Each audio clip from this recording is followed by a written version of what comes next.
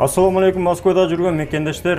Сіздер менен кайрадан эле Моз кабар. Бүгүн ушул шашылыш кабар менен сиздерди билдирип, тааныштырып коелу деп чечтик. Анткени бүгүн кольцевая линия метронун айлампа линиясында өзгөрүүлөр бар. 2, 3, 4 январь күндөрү поездер, метродогу поездер против часовой стрелки сааттын жебесине карама каршы гана жүрөт. Бул дегени кандай? Мисалы, эгерде проспект Мирага баргыңыз келсе, Новослободский метродон чыккан болсоңуз, сиз бир айланып келесиз.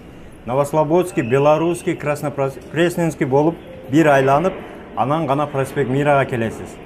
Ушуну эске алыңыздар. Эгерде мечитке өтө турган болсоңуздар, эгерде кандайдыр бир шашылыш иштериңиздер менен метрого, кольцевойго түшүп калсаңыздар, 2, 3, 4 январь күнү только ошол бир тараптуу сааттын жебесине карама каршы гана айланат. Туугандар, таза кирди-чыкты кылдырам десеңиздер, анда сөзсүз Нуралга кайрылыңыздар. 8937 762 37 30. Бул жигит өзү чегарага алып кирип, документтен жолдо жардам берет, ошондой эле беспосредник иштейт.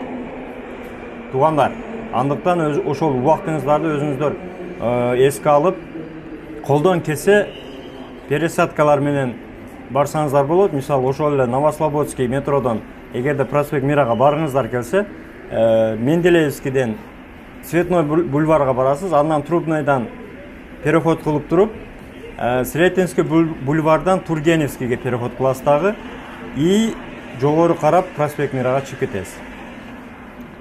Демек 2, 3, 4 январь күндөрү ошол айлампа кольцевая линиядагы метронун режимин эске алып коюңуздар, туугандар.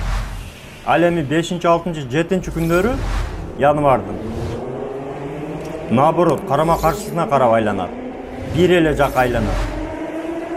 Аны дагы ошол 5 күнү дагы айта кетебиз. Андыктан каналга катталыңыз, ушул видеону Москвада жашагандарга таркатып коюңуздар, балким кереги тийип калар. Бардыңыздарга чоң рахмат, баскан лайкыңыздарга дагы өтө чоң рахмат. Аман болгула, туугандар.